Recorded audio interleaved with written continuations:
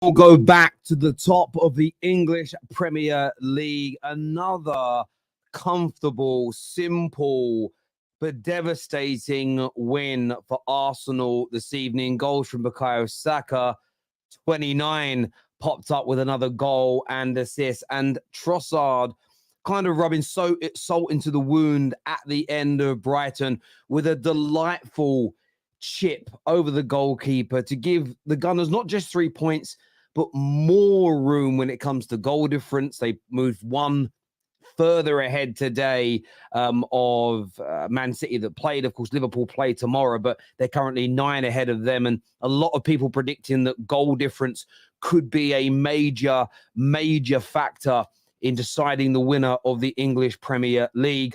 Lots to digest, lots to go through today, but make sure like buttons have been smashed. If you've not done so already, please make sure you're subscribing and go check out our new show on the squad. Once you're done, scan the QR code on your screen now. Brand new live show out over there. Not seen anywhere else. It's brand new. It's fresh. Not been on the terrace. So go and check it out at the end of the show on the squad and subscribe over there. Where to start with this one? Where to start? I think you have to look at Arsenal. And they're under a certain amount of pressure. And the pressure that Arsenal are under is, of course, Liverpool and City in this title race are relentless. Why doesn't that word sound right? Relentless. That's why I said it wrong, right? I just couldn't say it right in my head. And they've been there and they've done it. They've worn the T-shirt. You've got the best team in the world. You've got a very good team in Liverpool. The 2 best managers currently in the world. And you're going up against that still with an inexperienced squad and manager in comparison. So there's pressure there. Arsenal also have a huge amount of games coming up from the beginning of April, so 2 down already, right up until the end. Plus, there is an abundance of rivals who are screaming, fighting, praying, demanding that Arsenal collapse at this point. They're 2 games into April. They haven't collapsed as of yet.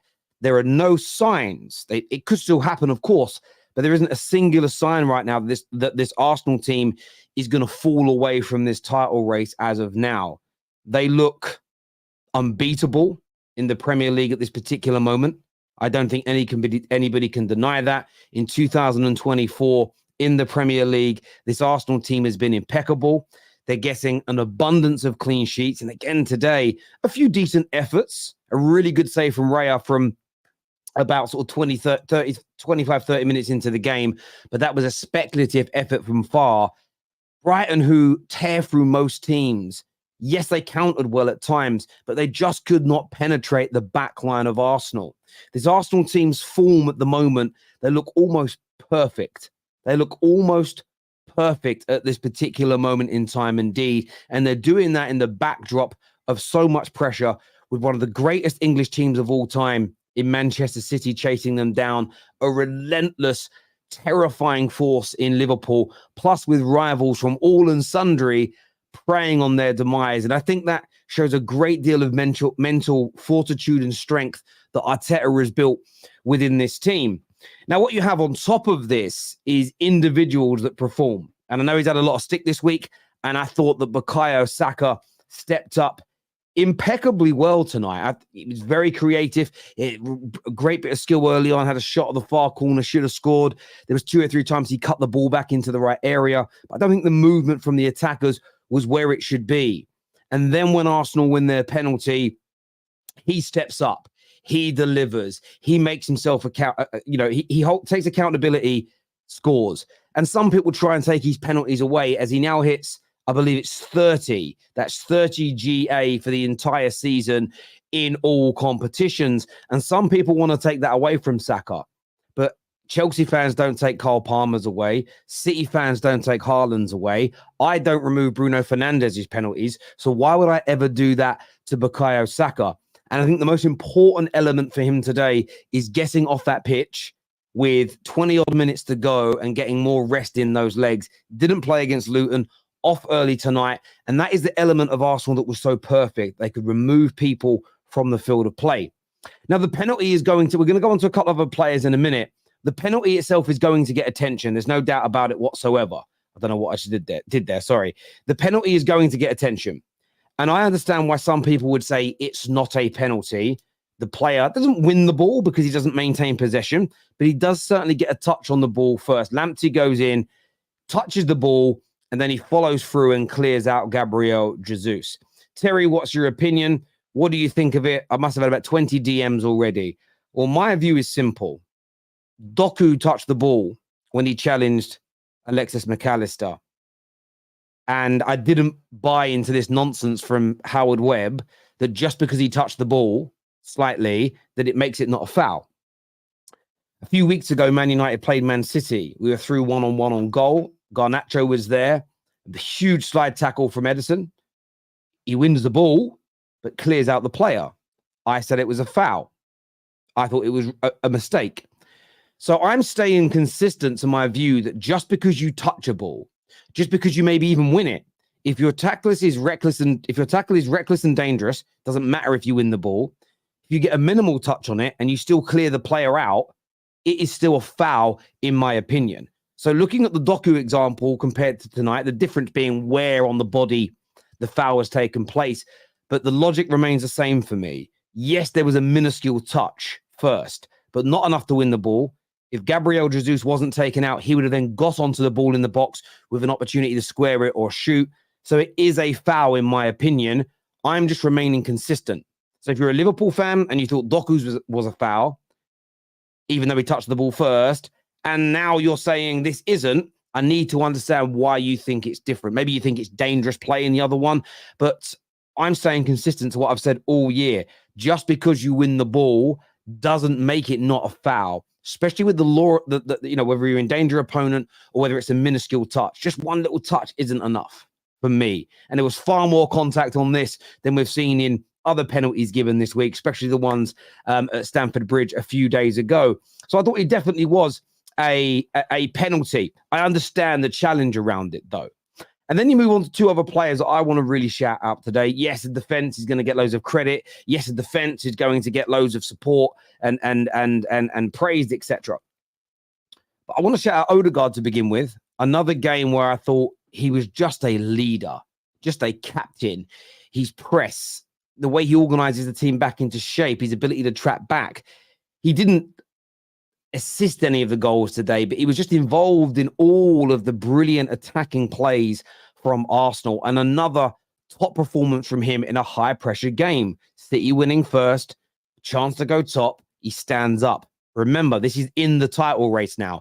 Everything you do in these 10 games, I'm using 10 games as the barometer because that's what most people say the title race is, but people in this title race period, every goal, every game, every performance is worth 2, 3, 4, 5 of any other point in the campaign because the pressure is on like you could not believe. And finally, I wanted to talk about Kai Havertz, aka 29. He has now scored 9 Premier League goals, I believe, looking at the stats here. That's his highest ever Premier League goal scoring season. He has got 9 GA in his last 9 appearances. And it wasn't just the goals today. It wasn't just that beautiful pass to Trossard. It was his overarching play. It was a thorn in the side of Brighton for the entire 90 minutes. And this man has rejuvenated. This man is having a renaissance. This man has come to Arsenal. And I made a prediction in the summer. I said that one of Mason Mount or Kai Havertz was going to deliver. And at the moment, things can change, but at the moment, it's Kai Havertz. Now, that doesn't mean Chelsea fans are going to regret the decision for their club to get rid of him, but they may very well regret him going to Arsenal, a local rival, if what he's doing now continues. Because it isn't just GA that he's popping up with here and there. It's the overarching performance and operating in a couple of positions. In terms of his goal tonight, look, some will say it's a tap in. You all know, and this is, again, I get called an Arsenal simp for saying these things, but here comes the consistency bomb for you. I defend Haaland against the tap-in merchant, because there is no such thing. The movement, the spatial awareness and anticipation required to find the space to be able to score tap-ins is a very finite and rare commodity. Now, of course, Haaland's the best in the world by a country mile at doing it. I'm not putting Kai Havertz into that bracket, but here comes my praise of Kai Havertz. I preempted it with the truth bomb to stop the nonsense comments coming in. The way he delays his run, drops his shoulder to the right and then runs to the left was beautiful. It was great play from the Arsenal midfield, ball into Jorginho, decent cutback. But it was that little stop, move to the right and then cut into the left. It sent the Brighton defenders. They didn't know where he was. There he is. And although it was 3 goals were scored, I do believe Kai Havertz was arguably the most important of the 3. It enabled some early substitutions to be made. It kind of killed the game off as being really competitive in any way, shape, or form. But I just sort of look at it and think to myself, Kai Havertz deserves so much credit. We talk about Declan Rice handling £100 million signing. We talk about going to Anfield or going to Old Trafford and standing up and delivering. But Kai Havertz went to Arsenal under a huge cloud where I would say 80% of the Arsenal fan base were against it. I think the majority of rivals were laughing at it. The media were criticizing it. There were people that don't support Arsenal staying up till 4 o'clock in the morning UK time to watch him compete in a skills challenge in the MLS. And they were ripping into this guy. And his first 2 or 3 months, I felt he was being played too often. I felt that he was still suffering with the mental fatigue, stresses and everything else that came with being at Chelsea and kind of failing in the end, although it started well. How he has turned himself round, you have to credit it. He may never be your cup of tea. I don't think he's ever going to pass the eye test. I don't think he's ever going to be aesthetically pleasing. But he's starting to do what's so important for forward players, and that is impact games consistently, score goals, create opportunities, and win big points for Arsenal, or at the very least, be heavily influential. And we speak a lot on the Football Terrace about players and how important trophies are and who is influential in winning trophies. Kai Havertz, if Arsenal go on to win this Premier League, has played a key and integral role in probably winning you about 9 points. Now, other players, in terms of in those games that he was a standout individual or had that clutch moment, and that for me is a legacy builder. And I think that he deserves a tremendous amount of credit for how well he has done, and how 29, aka King Kai, as I can see you all calling him, or Cobra Kai, I can see you all calling him in the comments. He deserves that shout out, because I just think he has been nothing short this season of not he's been exceptional all season, but his growth and his development and his renaissance, as I say, has been absolutely impeccable. I'll round this up before I go to the super chats by saying this title race is on. My favourites are still Liverpool. I haven't changed my mind about that. But everybody predicting Arsenal to fall off at the beginning of April, you're wrong. They're now going to go more towards mid-April if it's going to happen. That can has been somewhat kicked again. But the question I want to pose to you, and I want your thoughts and I want your feelings, does this Arsenal team look like it's going to collapse or fall away in the Premier League at any moment? Let me know your thoughts below. Make sure you hit the like button. Make sure you are subscribing to the Football Terrace as well. Now, let's go to some of your super chats. I'm just going to timestamp when the super chat section starts, because I know a lot of you like to see your comments back. I would like to do that. This defense, Terry. This defense, my gosh. Yeah, I didn't really mention them. I briefly did. It's just phenomenal. I don't know how many clean sheets you've had this season. I haven't bothered to count it up, but it's a ridiculous. I mean, it's 3 on the bounce. 3 on the bounce. 4 in your last 5, which is crazy. The amount of clean sheets Arsenal have is absolutely ridiculous. They're formidable. They're formidable defensively. Talk about Super Kai. Already done that, my friend. Thank you. This year says, I'm so happy. I'm so happy with my team at the moment. That we are literally diamond level solid at the back at the moment. You're impeccable, absolutely impeccable right now at the back, and it can't be denied. Our second goal was brought to you by Chelsea Football Club. Chelsea are the proud sponsors of London's finest, Arsenal Football Club. Thank you, Chelsea, is what Anthony says here. If Kai Havertz started as a striker in August rather than Eddie, the league would be already won. I'm not too sure. I understand your logic, but I think it's taken him time to settle. I think it's taken him time to find his bearings in the Premier League, if that makes sense. So I actually think the best thing for him at the start of the season would have been to have played less. Klopp's always got this right with players that have come into his team, that slow integration. But he's turned it around impeccably well. Thank you, Luke Skywalker, for that brilliant super chat and donation again. Thank you. If Arsenal does not win the league with the most goals and least against, then we can say the best team didn't win the league. Arsenal has this. Well, that's why stats don't necessarily dictate the best team, because it is a results-based business and not all results go the way of the statistics. That's the beauty of this sport. It isn't ballet. It's not dancing. It's not a singing competition. It's not a piano recital where there is a technical way of doing things. And if the technical markers are hit, you win. It's not like that. It's a competitive sport. It's why it's more entertaining than anything else in the world. But I think Arsenal have been the best team for large parts of the season in terms of their play. But there's more to it. There are intangibles that go into football. The Luton manager said Arsenal was the only team that can play anyway. It's absolutely true. Why didn't Arsenal come out and play? They said. Well, it's funny because the City fans on the match reaction earlier today, I don't know if any of you watched it, congratulated, who they play today? Congratulated Crystal Palace for attacking. So they've congratulated and praised the last two teams they've played who have shipped 4 each against them. Crazy. We are all united tomorrow. I already am. But yeah, I'm sure you're all going to be. Terry, we are all on loan to Man United tomorrow. Come on, you gooners. Listen, it'd be nice to get some real support. He did not change trajectory of the ball. It's a foul. Yeah, as I say, it's a very slight touch. I even think if you change the trajectory of the ball, depending on how hard the follow through is, it's still a bloody foul. Because if you've had to put that much force into a tackle to win the ball, you're bordering upon dangerous. You know, if these studs hit Jesus' kneecap, what happens? And that's why they brought those rules in. That's why they refined the laws to try and protect people. FA fine Arsenal for emptying stadiums early. How ironic, Jorginho assisted Kai Havertz. Now, I know a lot of Chelsea fans won't admit this, but if those two end up winning the Premier League after them celebrating them leaving, if those two win the Premier League for Arsenal, especially as Jorginho as well, very similar to Kai Havertz, was on the periphery of the team until a couple of months ago. Now he looks like one of the first names on the team sheet. If those two are integral members in this title race and they win it, Chelsea fans are going to be in a lot of pain. March Evez is now a myth. Arsenal back on top.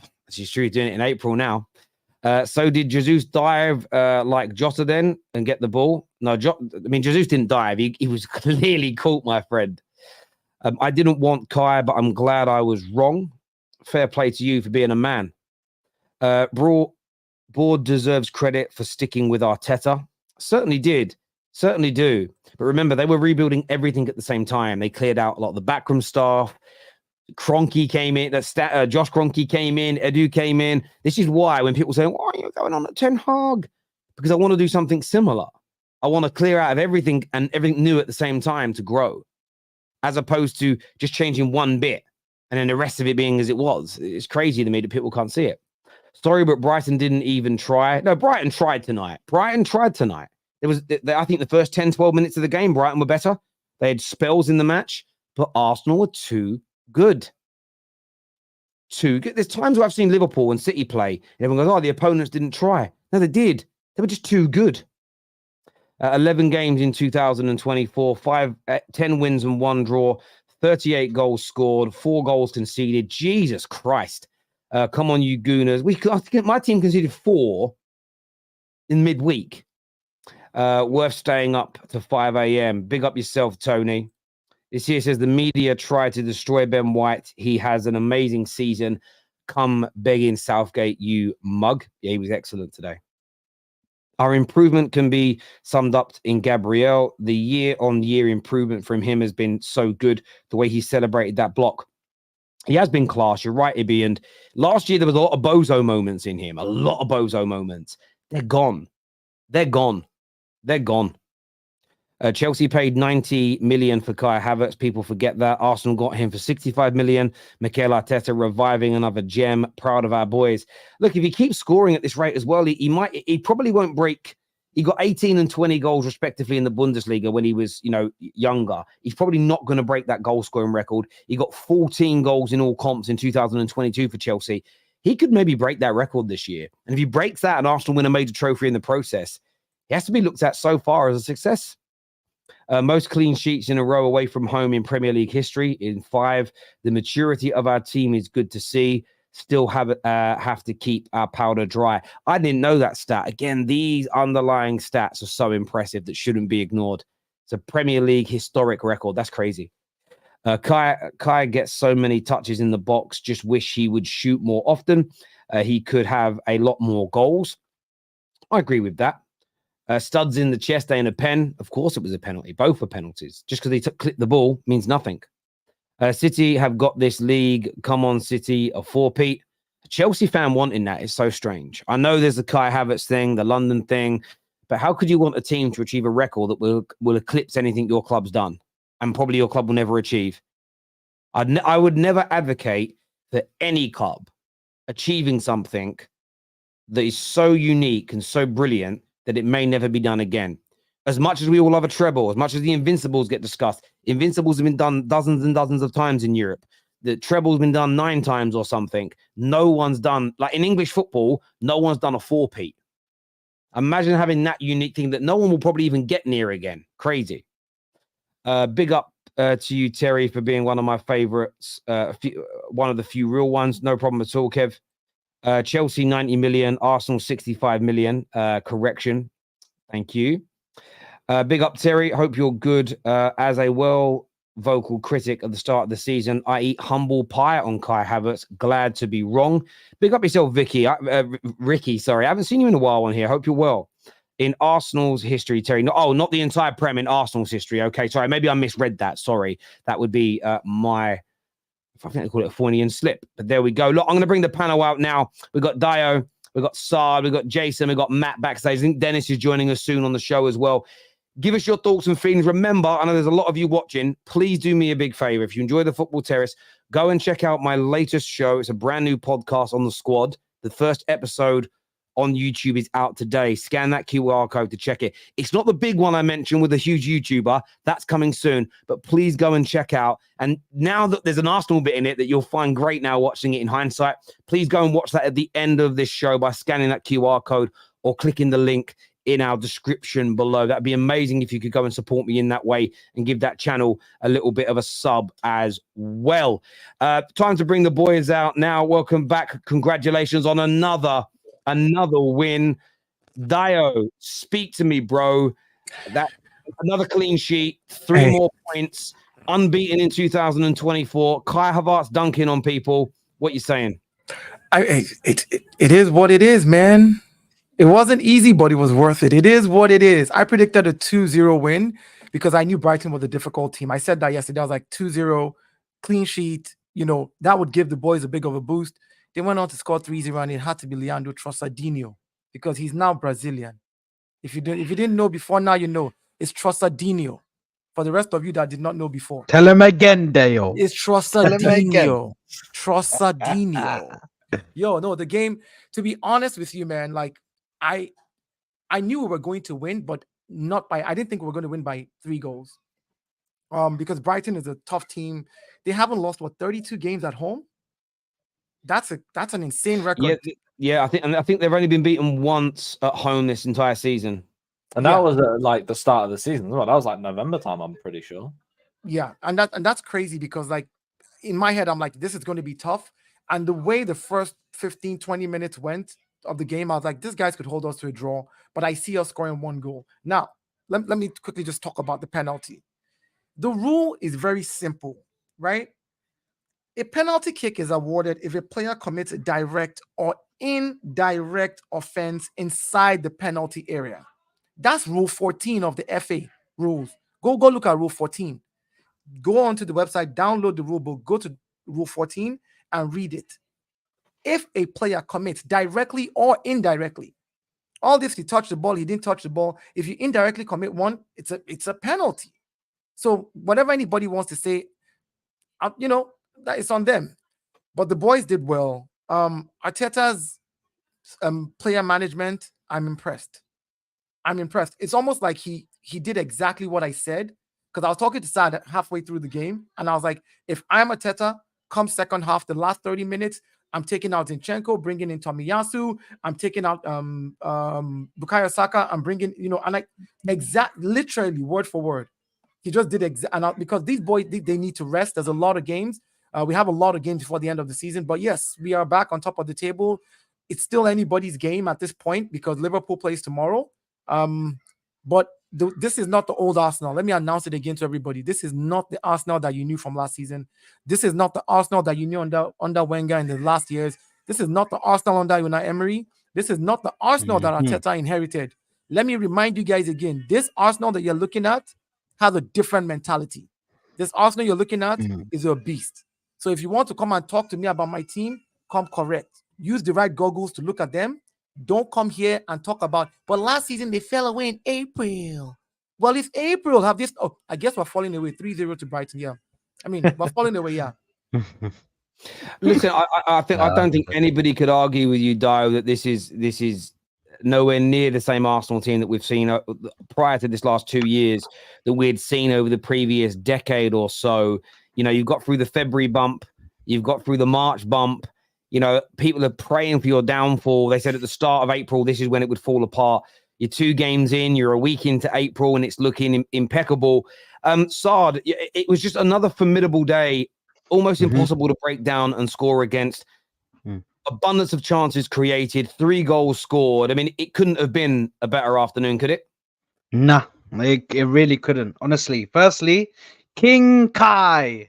Listen, I was a massive, I look back now and I was a fool because I should have never gone against Arteta and his ability to rejuvenate players and bring out the best in them. Yeah. Listen, all I'm saying is that Arteta doing bits. The fact that he's got Havertz from where he was, yeah, from his gunner, he said apologize to Kai. I am so sorry, Kai Havertz. I'm so sorry. I am so sorry because I can't lie. Today he was immense, all over the place. The movement off the ball was brilliant. The ability to position yourself in the correct positions and be able to get little flicks off, just his touches, that pass for Trossardinho, sorry, bro.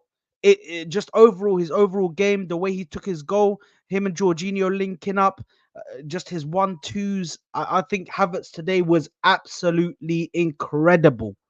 Absolutely incredible. And I hold my hands up because I was wrong about him. And sometimes you get stuff wrong. You have to apologize for it. You have to come out and hold your hands up. Do you know what I mean? Like Terry said, that's how you deal with it as a man, bro. But it is. Yeah, but listen, Odegaard as well, involved in absolutely everything. I think he was just immense today from his pressing off the ball and being able to start that press. Odegaard is so important to us every single time, bro, because this guy always starts the press off every single time. He's the first one that's starting the press. He's the one that's leading the press. Yeah. So big up to Martin Odegaard, involved in absolutely everything. Again, controlling the tempo of the game. This is what we love from him. As for the defense is absolutely brilliant. I think Ben White, a bit of shithousery. This guy going down. I'm still laughing at that thing. I think he went past. I think Estupinian went past him, but then he went and hit him like this. It's the dark arts. Whatever it takes to win. Whatever it takes to win, bro. man. This man went Whatever down like he just got shot, bro. Man was like, and went down. But listen, I think overall from the team, Declan Rice, absolutely brilliant as always. This guy is the player of the season. I know people are going to say McAllister. I know McAllister's he's very high up there, and I think he's got a shout of being one of the players of the season. But I'm sorry, Declan Rice is just consistent. Sir, can I just add something now? Sorry, my brother. No, go ahead, brother. We don't care about player of the season. We don't care about Golden Glove. We don't care about Golden Boots. We don't care about statistics. We just pragmatic football from now to the end of the season. Win every game, get every 3 points. If at the end of the season we then don't win the league, I will raise my hand up and say, "You boys, well done, because you won every single game. You did not drop any points. But the best team that was able to get it got it." I don't all this player of the year or not. I don't care. If they all have to be falling down and rolling and stopping and starting the game and we win, I just do it, man. Pragmatic football to the end of the season. That's the thing. And overall for me, just to end off, Terry, because I know you got to get to everybody else, but I think this win here for me, it was one that I was nervous about, because there's a sense of nerves now when you get to these last 10 games. And listen, I know it from back in the day when we were challenging before. Sam knows it, Terry knows it from when Man United were challenging. You guys know it from when we were challenging back in the day. Like this is where the nerves come out, and you start thinking, bro, every game is a must-win game.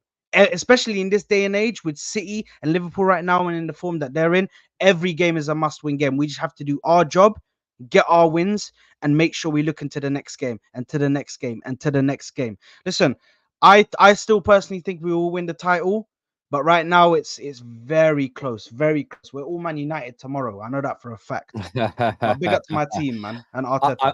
I'm sure you are. We have a super chat here from Frank. Thank you very much indeed. Huge donation to the terrace. He says, I keep saying this and no one is listening. I think we Arsenal will win the league because of how we defend in the last 6 seasons.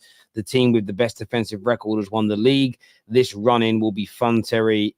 Get me on this panel. Drop me a DM, brother, and I'll send you the link out, my friend, and we'll get you on, especially after a donation like that. It means big a great up, deal Frank. to us. Big up, Frank. And listen, the defense win your titles, which is why I'll stand by that comment, because it's come from the greatest, is in Sir Alex Ferguson. And no one has presented me evidence that as a general rule doesn't still exist. So that's why when Arsenal went pragmatic against City, kept a clean sheet, didn't lose, didn't have their confidence knocked. When I saw that criticized and ripped into and spoken about by the media as if to say, well, that's not how champions win titles, by not conceding away against their title rivals, I had to call it out. Again, people will say, simping for Arsenal. You're simping. It's not about simping for Arsenal. It's about being consistent with my view on football. Just like with the penalty earlier. If you think Doku's was a penalty, you have to think today's a penalty, because they're identical in terms of the letter of the law. A very small nick on the ball, and then the follow-through clatters into a player.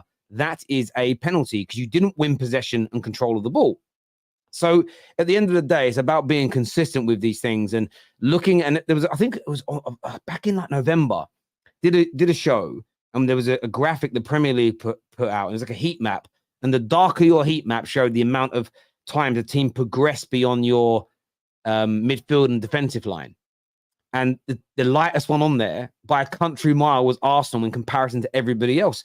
And I remember saying back then, this element of Arsenal of not being progressed against, not conceding an abundance of opportunities on the counter or in open play, I said, if they can maintain this and then add those goals, and when did I say the goals would come? I thought you were reserving a bit of energy. I said, once January starts, you guys are going to come out and play full steam ahead. You've now gone into, and I'm going to use this phrase because it's going to annoy people, but you've now gone into another phase.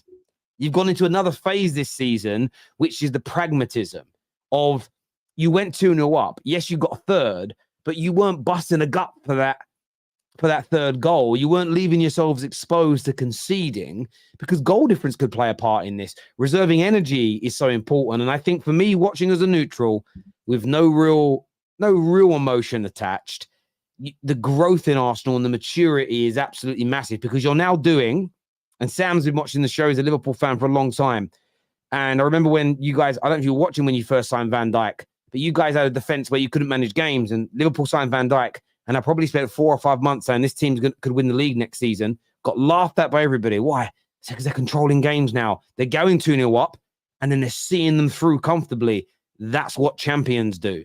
So I'm only maintaining the energy I showed for Liverpool back in sort of 2018, 2019, as I am now for Arsenal, because I don't think football's changed that dramatically in that time to say that suddenly a strong defense isn't what wins you league titles. I'd love to get Sam's view on that. Like as a neutral, this strong defense of Arsenal's, how important is it going to be for them trying to win this league title? Technically, I'm not really a neutral, but well, no, yeah, as a non-Arsenal fan, sorry, yeah, you're a rival, definitely.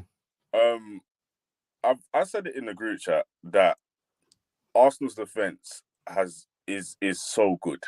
I've always said this, that Arsenal have the best defense in the league. The defensive unit is very, very good. I mean, you can just see with Brighton, like the way they played, they weren't going to penetrate Arsenal at all. It just wasn't going to happen. It wasn't going to happen. And seeing that, it's kind of like just looking at it, thinking Arsenal are not going to concede many chances against teams. They're just not going to concede many chances against teams, and that's a solid foundation. Maybe not even if they don't win it this season. It's definitely in for a big chance next season. But yeah, no, I actually wanted to come and congratulate Arsenal, because what I hate when people do, and I want to keep the same energy, is that when a team wins, and then you got rivals fans coming on trying to be salty and said, "Oh, the other team didn't do this and that and that." I hate when that happens to me, so I'm not going to do it to other teams. Yeah, so I want the same energy across all boards, even if like we beat Man United tomorrow or whatever happens, and give credit to the team that won. Give credit to the team that has won. And Arsenal has won today. They kept the pressure on Liverpool. We just need to go out tomorrow and do what we need to do and be professional about it. Yeah, no, absolutely. And I think it's interesting. All three of you away from home this weekend. I think Rory Talks Football tweeted yesterday saying something's got to give here with 3 away games. So So no, you might be a Liverpool fan that thought no, they could all win. If you're a Liverpool fan that thought one of the 3 is dropping points this weekend away from home, the pressure on those individuals is now ramping up because the other 2 have gone and won their games. But look, if Man United could throw a dagger in, there's still probably going to be a few more twists and turns. The only element for Arsenal really, and I want to get your opinion on this, Matt. How do you think you're going to cope going into the last 7 games, 6 games, 5 games? Do you think that mental strength can be maintained by this group? Yeah, absolutely. And I think it does come down to Champions League games as well. Because obviously, if we do beat Bayern Munich, Jesus, we have a tie. Real Madrid or Man City. So I do think that does play a massive part. Because either one of those teams, is absolutely massive to play against. But I mean, the mentality that we are heading into every game, especially in 2024, is just incredible. Like, they are not giving up at all. Like, we do not give chances away, like Sam said. There's just this cohesion with this team that they will not give chances up. Like, they're so well drilled, so well I can't even speak. Organized. So well organized that we just don't give them any chances. Do you know what you need to do when you're on these streams, Matt? Because I can see what you're doing. You don't look at your camera, you look at the screen that you're on, don't you? Yeah, because it's bigger. But don't look at the screen. That's putting you off. Just look at your camera and talk. Looking at yourself is what makes you mess your words. How do I know this? Been doing this a long time. I know the game. Stop looking at the screen and yourself. Like, so if I do what you did, I'll be doing that. And it is off-putting looking at myself. So look at the camera and talk, and trust me, you won't lose your train of thought so much, because you were making a good point there, my friend. You were. The cohesion in this Arsenal team is impeccable. And I like what you said, Sam, by the way, coming out and giving credit, because I think when you see games like today, credit's got to be given. There's a super chat here from Man who says, "This was one of my most favorite performances of this season. Professional and controlled. Doing it in the run-in shows the team has progressed. Still have more to prove before we are there, though." Like, Jason, you've been someone who's come on here before and ranted and raved about the lack of maturity, the lack of structure. How impressed have you been in these last few games watching your team navigate this title race the way they have? Yeah, so Terry, I recently done a TikTok video in terms of Arteta and how he kind of changed Arsenal, yeah? So, of course, Arteta should have been sacked several times, and reasonably so. But this season is something different. Like, we tend to control games. The defense is a unit. We're fighting together as a team. Like, we galvanize as a team as itself. So I wouldn't say this team. People say, "Oh, Tottenham's 11 is better than our 11 XYZ due to individual brilliance." But I feel like as a team, we are a unit. Like, like as a betting man, you would say you wouldn't really like count on Havertz to score. You wouldn't bet on anyone to score. Like, you can't. It's basically unlikely. Like, you wouldn't know who's going to score. But it's one of those things where, like, do you mean that from the angle? I want to try and help you a bit there. Do you mean from the point that there's so many different people that could score? It's hard to predict which I know one. what you mean. So I knew what you meant, but you said it in a way that made it sound like Kai Havertz is fluking these goals, and I wanted to save you from the comments. No, it's all good. It's all good. But yeah, it's basically I just wanted to say that we actually improved as a team, like in terms of we learned from our previous mistakes from last season itself. So from last season, we kind of this season we kind of learned that we need to be a bit more controlled and reserved, and use that energy like Man City did for the previous seasons and the season before that. We basically kind of learned from missing out on top four as well, and it's one of those things that the squad is basically slowly growing and showing what they're about. And this game kind of showed a little bit of maturity, and how they can actually turn on when they really need to be turned on as well. And the only downside I would say, would be the left hand side today. Actually, Zinchenko, he's a defensive liability itself. I felt like he could have Arteta could have actually put Tomiyasu there, but overall, I just wanted to say, Arteta, I wanted to give you a massive credit actually. So I give credit where it's due. I slag you off when it's due as well. But big up to you, Arteta, man. I can't lie. It's an interesting take there, Dayo, that Jason had around he should have been sacked on 2 or 3 occasions. I understand that from the perspective of he could have been. But you look back in hindsight now, are you looking at this as an Arsenal fan and thinking, thank God we didn't sack Arteta. Thank God we signed Kai Havertz. There were a lot of gooners that didn't like the Declan Rice links at a certain time. There's been a lot of things done at Arsenal in the past 3 to 4 years that have generated huge criticism. Some of it from me. I'm not sitting here acting like it wasn't me as well. And it's I know you've got to win the trophy for it to be completely right. To answer that question, actually. Yeah, so in terms of that, so I haven't really finished my answer. Like, I mean, of course, I wouldn't really sack him, just yet. Like, of course, he just needs to win a trophy. He needs to win a Premier League or a Champions League this season. Or what? I wouldn't say it was bust, but what? No, I hear what you're saying. I'm just throwing it out there. There's been so many things that Arsenal have done that have been criticised, and you look at that pitch today. Odegaard was a player that was getting a lot of crap when he first came, delivered. A lot of people didn't want Rice originally, delivering.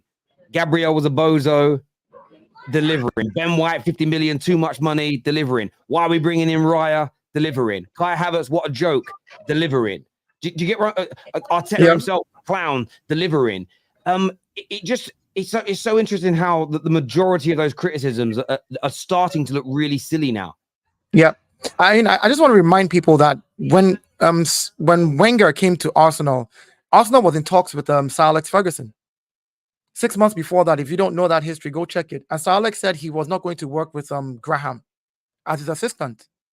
They actually approached him and he said no. So when we finally got Wenger in, like, who's this guy from France and blah, and he's not going to do well. He's not going to look at what he went on to do. I will say this about Arteta. When we signed Arteta, I was always Arteta in. You will never find me anywhere saying Arteta out. And I'll tell you why I was always Arteta in. I realized the rust of the club from the club that I knew back in the day in Highbury to the club that we had become after Wenger had left. And I knew that it had to take a whole upheaving, which means you're digging into the ground, taking out all the roots, taking everything apart and rebuilding the entire thing. We had the stadium paid off. That's great. Now it's time to build the culture in the club, build the following of the club, build the mentality of the club. And that was important. I think a lot of us were so used to that, our invincible time where we had a great team. And because we won quite a bit in those 2 years, it's like, we need a massive coach to just come in and we're just going to win. No. What Arteta has done, every single phase of it, I'm talking about getting rid of players who were on Champions League wages, but not qualifying us for the Champions League. Getting rid of people who staff members who were collecting wages way above what they should be collecting because we were qualifying for Europa and still not moving forward, not making enough money. Getting rid of all of that first, taking care of that back room, getting the right players in, coaching them. I stopped doubting Arteta when Granit Xhaka, who I had written off. I totally had written that guy off. I stopped doubting Arteta when Arteta turned Granit Xhaka into a beast in his last season with us. That's when I knew that this guy knows exactly what he's doing. And then did some digging into his history to find out that even when he was at the Barcelona academy as a young player, he knew who Pep was back then. Realistically, for most people that don't know, I'm sure you've all heard this story. Pep called him when he was a player and said, when you retire, I want you to come and be my assistant because I want to come to England. Pep called him. He didn't call Pep. That's to tell you the level at which he had his little respect in that little circle. So I've never been Arteta out. I'm glad that we never fired him, because if we did, we'd be back to square one again. I know we want to win. Yeah. But this is But how to win. That's why I say hindsight is very lucrative. I totally agree. There were times when I understood people saying he had to go. I understand. I just look at it now, and I know what I'll get criticized for from this. People will say, "Well, you want Ten Hag on. What if he does the same thing?" The fundamental difference is we haven't changed our board. We haven't changed the backroom operations. He's had 18 months. Can I ask you a question real quick? Do you Go on. think Pochettino's situation is similar to Arteta's situation? Potentially. First year? Potentially. And when I say potentially, let's see what happens if some of the people running their club. So it could be. No, it could be. If Chelsea go out in the summer and buy, if they've got the money to, 3 or 4 really experienced, really good players and add it to this team, you could see them improve by a good 15 to 20 points next season. If, though, the same things persist again, then I believe what you'll need is a complete clear out of management and backroom staff. I'm still not convinced by Poch. I still think when they become a really good team, he'll still fail at the final hurdle because of the history that he has. But there's a chance. The difference is with Man United, as to my point, is that Ten Hag has spent nearly 2 years under the regime that we say is toxic. What I believe we need to do is clear out everything that's toxic, barring some of the players, because you can't get rid of a whole squad in one summer, and start again afresh.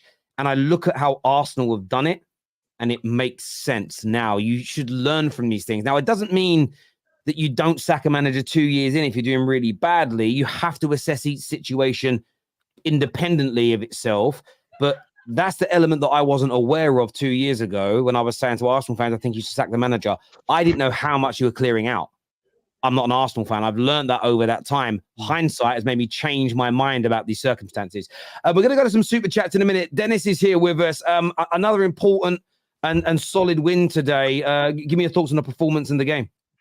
Genuinely, I think that was the most impressive win I've seen us have this season. Like, especially in the recent few games, we've had a lot of good wins. The way we were able to just get that victory and in such convincing fashion. I mean, I've watched the games obviously from Liverpool, Man City in recent weeks, but I genuinely feel like this Arsenal team is on a different level right now, and it's so good for us to see because we've hit the right form at the right time. I feel like last year we hit form in November, October time, and then started to fall off towards the end of the season. Whereas this year we've started to hit form around February, March, April, and now we're really starting to kick into gear. And every game I'm seeing a different side from Arsenal. Like Man City, 0-0. Good result in my eyes. We came, let's be honest, Mourinho, Simeone type performance, but we got the job done. Against Luton, played really well in the first half, basically shut up shop in the second half, got the result. And in this game, first half, good performance. Think we should have been more than 1-0 up, to be honest. We spurned a good few chances, but then we came out in the second half, didn't just think we could basically shut up shop at 1-0, went for the second goal, went for the third goal, and the last 10 minutes was basically just a kick around. Really solid performance, especially because psychologically, this would be a game that I think a lot of rival fans would see Arsenal dropping points in. Like Brighton away is not an easy game. Liverpool drew here earlier. Man City drew there last season. So for us to go here, not just win, but win in convincing fashion, not like it was down to the wire or anything. Really solid performance. I'm liking what I'm seeing. Games are coming every 3-4 days as well. And many will say that's bad. You don't want to play so often. But for me, if you're in flow state, if you're winning games, it's good. You just knock it one after the other. Knock them down. It's just so repetitive, but it's a good thing. It's like you play a game, training, play a game, training, and you just go one after the other, professional type job. And I think it's going to suit us. Going to suit us a lot. So I'm really liking what I'm seeing from Arsenal right now. Hopefully, long may it continue. We're fighting on all fronts as well, which I think is important. Last year, we got knocked out the Europa League. And although many thought that would be a good thing because we're only playing the Premier League, it actually turned out to be a bad thing because we got a bad result, obviously, against Liverpool was a good result, but a bad result against West Ham, then followed up to drop points to Southampton, etc., Brighton. So it didn't really help us. Whereas this season, when we're in both Champions League and Premier League, and if you look what happened earlier in the season, we lost to West Ham and Fulham. Then we played Liverpool in the FA Cup. We lost it, fine, but that gave us some kind of bounce back, and then we were able to pick up our form in the Premier League again. So I think we can use both competitions to its advantage, play well in both competitions, and for the first time in my lifetime, as a 21-year-old turning 22-year-old, I've got an Arsenal team that I genuinely think can actually compete, and not just compete, but win the highest trophies available as a football club. So yeah, delighted with what I'm seeing. I'm gassed to see the smile in your face, bro. Listen, we're all smiling, bro. I think you spoke a lot of facts there. We've asked everybody about him, but I wanted to get your take on Kai Havertz tonight, because a maligned player, a player that I think I'm being generous when I say about 20% of Arsenal fans didn't want him to sign, but he's just getting better and better and stronger and stronger. I'd love to get your take on that, Den. Bro, to be honest, I think it's more than 20%. I didn't want him to sign, especially for the price tag. And I'm going to be open and honest about that. But it's got to the stage now, and it's the biggest compliment I can give him. I think in our strongest 11, he starts now. I genuinely think that. I think in our strongest 11, he plays up front, and we have Saka right wing, Martinelli left wing.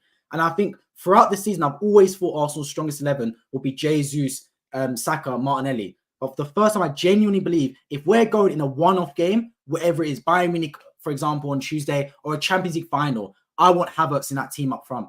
I think that's the biggest compliment you can give him, because in the biggest moments, he's standing up and he's being counted. He's not a lightweight. He'll throw his body around. He'll be an asset defensively on corners as well. That's so important, because look at Man City. A big part to their play last season was actually their physical strength.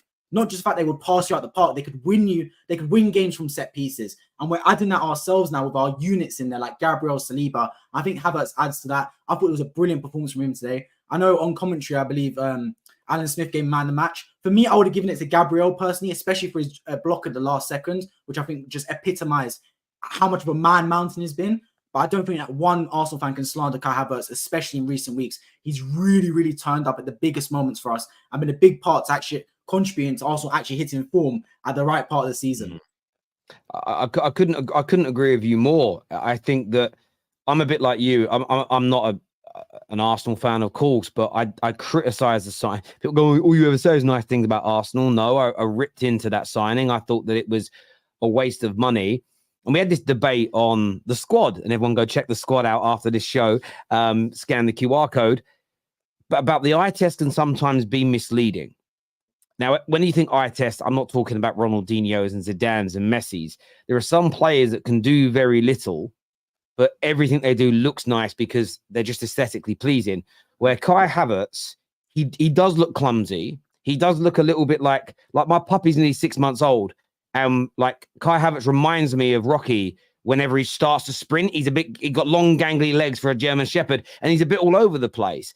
But because he's not aesthetically pleasing, every mistake he makes goes down to technique.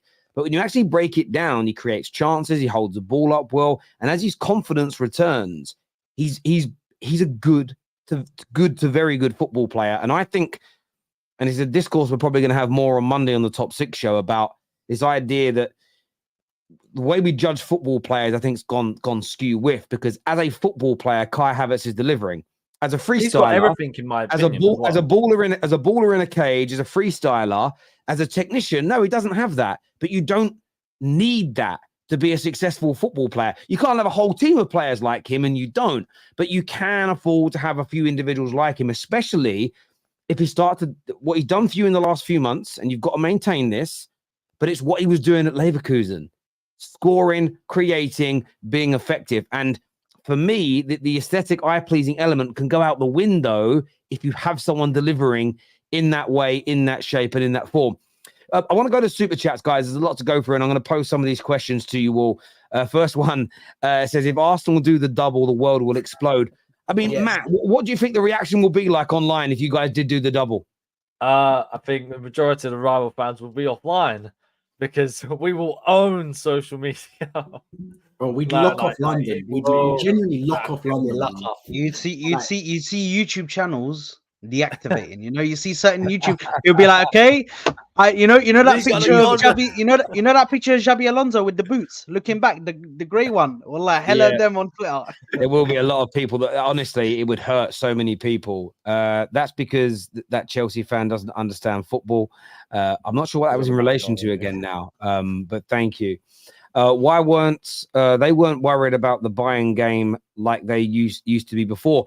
I mean, look, you've got to take Bayern Munich seriously, but they lost again today to another fairly average Bundesliga team. There probably hasn't been, Dennis, a better time to play Bayern Munich in the last 10, 15 years, especially for Arsenal.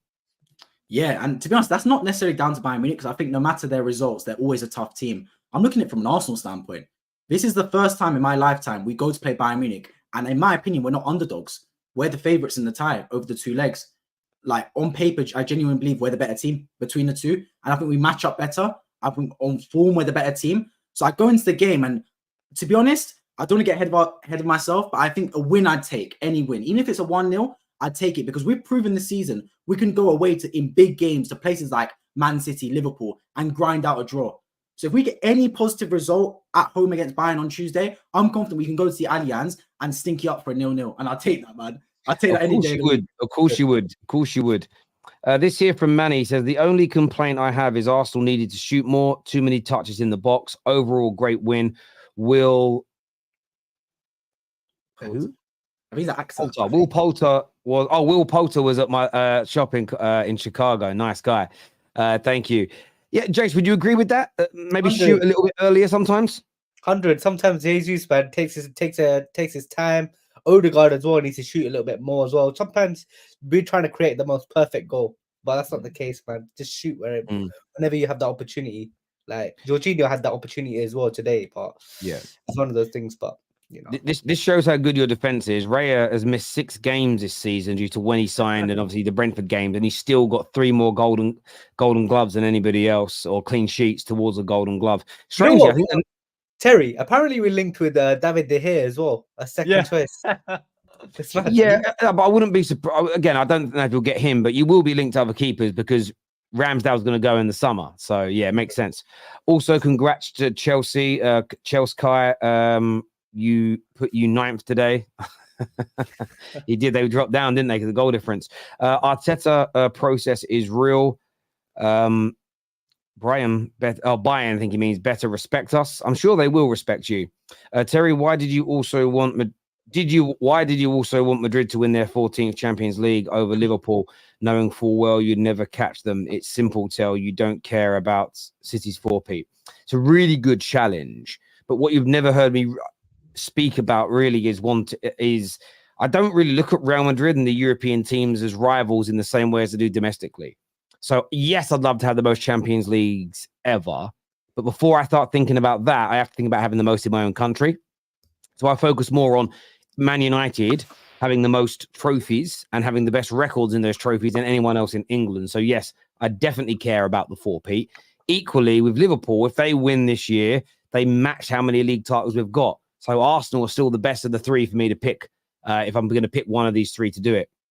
Terry, it's time Liverpool and Man United lose their status as the greatest Premier League club. City need to do this.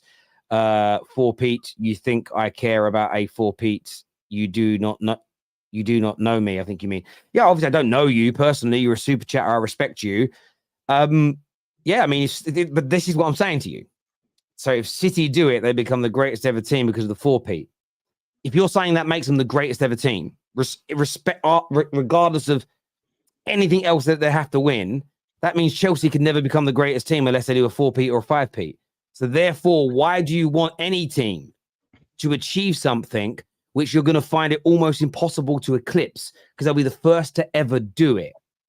And then, so that's it. That's it. By your logic, that's it. No matter what Chelsea do and win, it's going to be almost impossible because you're not going to do a 4P, in my opinion. It's not been done 130 years. I can't imagine it gets done again quickly. That's why I don't think anybody should want City to do it. If you're a Liverpool more maybe is your number one choice, but anyone wanting City to do it, it makes no sense to me. Agreed, Dayo, Arsenal FC are beasts now, so no more young squad or Arteta experience excuses. Now we hold you to a Madrid, a trophy a season level of failure. What is this, man? I mean, Dayo's not here to answer for himself, but he's gone from saying we're a beast to saying we've got, again, they're not Real Madrid. As great as Arsenal are looking, you can't hold Real Madrid standards to a team that are not Real Madrid. Or, yeah, I get where you're coming from. He's acting like we've won. He's acting like we've won overall. I think you can look at it this way, Blaze. you can call a season of not winning a major trophy a failure without sacking a manager, because you have to put context on how the season went. But I hear you. Please don't win the league at Old Trafford. Yeah, that would still hurt a little bit, to be fair. I'm not going to lie. Harvey would rather win it at Old Trafford than Tottenham, you know. It's something about Man United. Hold on a minute. Nah. If I win it at the toilet bowl, bro, I can tell them I won it at your old stadium. You renovated and moved to a new one, and I came out to your old new yard, bro. I took a shit in your front yard, bro. Bro, at Old Trafford though, man. Like United, I hate United more than Tottenham. Genuinely, as an Arsenal fan, I hate United so much. To win it at their place at OT, bro, that's different level. Yeah. I mean, again, this is the conundrum. I want you guys to win it over the other two, because the other two will create me far more pain. Like if City hadn't won it for a few years, I'd probably still pick City, because you and Liverpool mean more to me in rivalry. But it's that 4-peat. I can't get past that 4-peat. And this is the dumb bit. To do a 4-peat, they're on for a 5-peat, and that's the scary bit. Because if they then did that, they then become the greatest English team of all time. And there's nothing we can do about it. And I don't know why anybody would advocate for that, because it means your club is so unlikely to ever get that mantle. Why would you not want your club to be able to get that mantle? That's just me. This here says, it frustrates me more for us. Couldn't see the constant progress he was making. That is a nuance. It was so obvious even when we finished 8th and that he was in control. And fair play, DJ, you're someone that consistently called that out on the terrace, I remember. So fair play to you, my friend. Off the back of that, I just want to say as well, like, if he does win the league, or preferably the Champions League, does that already bring Arteta up to like a George Graham, Chapman, Wenger type level? Get him a statue, bro, if he wins the Champions League out. Bro, because Champions League is a different level, bro. You guys can decide that. I mean, I would throw this in there and say, if he did both in the same year, doing it as a double would be a greater single season achievement than any manager in your history, because it's better than an FA Cup Premier League double. It's better than Invincibles because it's 2 trophies. So only my opinion, but it would be your greatest single season in the history of your club. Whether you rank who you rank him above, I think that's down to Arsenal fans. I'm not going to get involved in that. But if he did both this season, I mean, he's got to go. I think even one brings him like very close to the level of like the Chapmans, the Grahams, the Wengers, that sort of level. No, I don't think Herbert Chapman. You can't bring it. Herbert Chapman did 3 peats and all of that. Black and white tax, man. Yeah. No, we're not doing that. I'm not disrespecting the history of my club. I love Arteta. I'm not going to disrespect the history of my club. I can't. Yeah, listen, he needs. Arsene Wenger done doubles. You know what I mean? Like we can't. Oh, I know he didn't do the double. But he did a domestic double. He didn't. I don't think he did 3-peat. I'm just looking here. Herbert Chapman. He won it He won the FA Cup once and was a runner. He didn't win that much, actually. I don't know the history of the club. I'm not going to put him down. He won one actually revolutionised Arsenal, but there's no one in this chat. He won one FA Cup and he won the league in 1931 and 1933. So I don't know about I don't know where the free. I don't even know if you guys have done. Have you guys done a 3-peat in your life? We have in the 30s. We went. I think in the 30s at some point we done 3 titles in a row. Let me have a look here. That's way back. No. If I'm wrong, then I'm wrong. Let me just. You won it in 31. You won. You did. You won it in 33, 34, 35. I think Chapman did the first one, and somebody else came in. I don't know who did the next 2. So you did as a club. As a club, you did a 3-peat. You did, yes, in the 30s, but Chapman wasn't the manager for it. Only looking at this. But yeah, you guys can decide that amongst yourselves. Why don't we shoot more often from 20 yards? So many opportunities lost. Yeah, we could, but we're scoring, man. Like we scored 3 goals. This is the rate you're at. You scored more goals than last year, and last year was your highest goal scoring Premier League season ever. You're about to break that record 2 years running. Sticking with the manager works. Terry, take note, but it isn't just sticking with the manager. If Arteta would have come in, I don't understand why people that sometimes I don't know. Twitted Bubba, I don't know if you got any brains in there, bro. If Arteta had come in, but nothing behind the scenes had changed at the same time, and the club was operating the same way it did under Wenger at the end and Emery, I don't think he would have been able to do what he's done. So again, with Ten Hag, it's not about sticking with the manager. It's about taking everything out and starting again. Done. I love this Terry and Twisted back and forth. It's every stream, bro. Him and Twisted have some back and forth, bro. I know, but do you know? I don't know, rude, because sometimes I feel like you're joking, but I'm like, no, maybe you just don't get it. Do you know what I mean? Sometimes I feel like I'm not going to say that joke, actually. For me, we are at the point of being confident in all signings simply because of the confidence in the staff and Arteta. He is underrated and is going to become a Paul by himself. I think that's very true. I really need to know what drugs Arteta was smoking for him to look at this team and think Kai is what he needs. Huge credit to him. Yeah, maybe he did some psychedelics one night, just sitting there at home, and he saw it in outer space somewhere and went, "I'm going to do it." A lot of artists do that. A lot of artists write their greatest movies and albums on that sort of stuff. Actually, in the past, before or after a Champions League game, we get very nervous. That's my point. Thank you, AMT.